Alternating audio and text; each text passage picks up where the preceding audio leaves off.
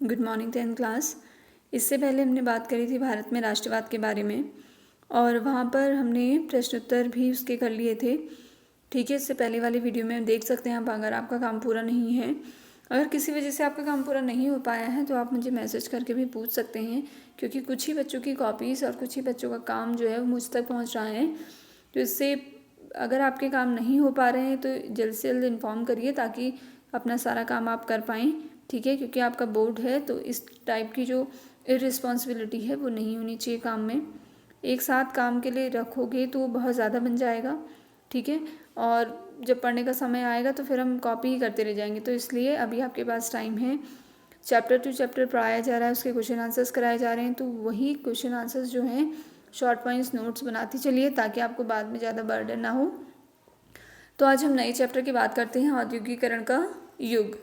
ठीक है, औद्योगिकरण मतलब है इंडस्ट्रियलाइजेशन, यानी कि एक समय ऐसा आया जब धीरे धीरे ये जो आप आधुनिकीकरण देख रहे हैं, आप इंडस्ट्रियलाइजेशन देख रहे हैं, इसकी क्या थी, शुरुआत हुई थी। और इसी चीज़ को दर्शाने के लिए क्या किया, एक E.T. पॉल म्यूज़िक कंपनी थी न्यूयॉर्क की, उसने एक पेंटिंग बनाई जिसके थ्रू उन्होंने बताने की कोशिश करी कि किस तरह के से औद्योगिकरण जो है वो होना चाहिए।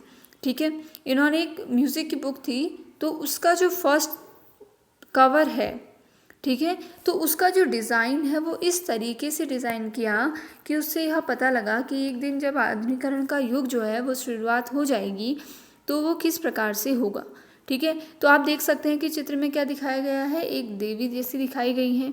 ठीक है, उनके एक हाथ में क्या है, झंडा है, और एक जो पाँव है वो पंखों वाले पहिए पर टिका हुआ है। आगे बात समझ में, पहिया दिखाई दे रहा है और उसके पंख हैं। तो ये इसका डिस्क्रिमिनेशन दिया गया है, डिस्क्राइबिशन दिया गया है कि क्या क्या उसमें, एक क्या दिखाई गई है, देवी दिखाई गई है, उनके हाथ पर एक झंडा है और उनका पैर जो है एक पहिए, पंख वाले पहिए पर दिखाया गया। और कहा जा रहा है कि जो पहिया है ये क्या है, टाइम को इंडिकेट करता है, यानी कि समय को दिखा रहा है, जिससे ये संकेत कर रहा है कि अब ये जो उड़ान है औद्योगिकरण की, ये भविष्य की ओर जा रही है। और इनके पीछे जितने भी औद्योगिकरण के संसाधन हैं, रेल की पटरियां हैं, ठीक है, पहिए वाली गाड़ियां हैं, फैक्ट्रियां हैं, जो जो ये चीज़ें औद्योगिकरण से रिलेटेड हैं वो दिखाई गई हैं। तो इस चित्र को दिखाने का मतलब यही है कि एक समय ये जो औद्योगिकरण है वो भविष्य की ओर क्या है, बढ़ रहा है, और यह एक पूरी स्वतंत्रता है किसके लिए, औद्योगिकरण के युग के लिए। तो छोटा सा ये जो डिस्क्राइबिशन है वो दिखाया E.T. कंपनी ने अपनी म्यूज़िक, एक उनकी बुक बनी, बुक के कवर में उन्होंने पेंटिंग को दिखाया। तो ये उस समय की बहुत अच्छी पेंटिंग मानी जाती है, क्योंकि औद्योगिकरण आने से पहले ही उन्होंने क्या किया था, उन्होंने इस जो तस्वीर है इसको लोगों के सामने पेश किया था। किसने, E.T. पॉल ने। ध्यान रखिएगा इन चीज़ों को। ठीक है, 1900 की बात है।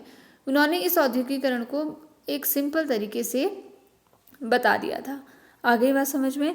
अब एक दूसरी तस्वीर और आपको दिखाई देती है, इसमें आपको दिखाया गया है कि एक जो दो पार्ट हैं इसके, ठीक है, एक में क्या दिखाया गया है, एक अलादीन दिखाया गया है जो अपने चिराग को घिस रहा है। ये आपने कहानी जानते हो ना कि क्या है, वो चिराग को घिसता है, जो चाहो वो निकल जाता है ना, जो चाहो विश पूरी हो जाती है। तो ये सारी क्या है, सुपर नेचुरल चीज़ें हैं जो इसके थ्रू उन्होंने बताने की कोशिश करी है कि उसने क्या किया, थोड़ा सा चिराग घिसा और एक आलीशान जो भवन है वो उसके आगे आ गया। और नीचे दिखाया गया कि एक मजदूर है जो कि क्या कर रहा है, ब्रिज बना रहा है, टावर्स बना रहा है, बड़ी बड़ी बिल्डिंग्स बना रहे हैं, शिप में ट्रांसपोर्ट हो रहा है।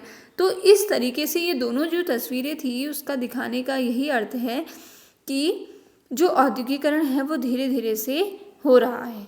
ठीक है, नीचे उन्होंने दिखाया था, एक तो ऊपर अलादीन दिखाया था जो कल तक सपना सा लगता था औद्योगिकरण, वो आज नज़रों के सामने है।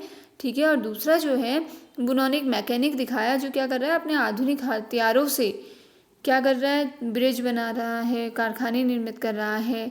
ठीक है, तो ये दोनों तरीके, ये जो दोनों छवियां हमें दिखाई गई या तीनों चीज़ें हमें दिखाई गई, इसका अर्थ यही था कि धीरे धीरे जो औद्योगिकरण है वो दुनिया में फैल रहा है।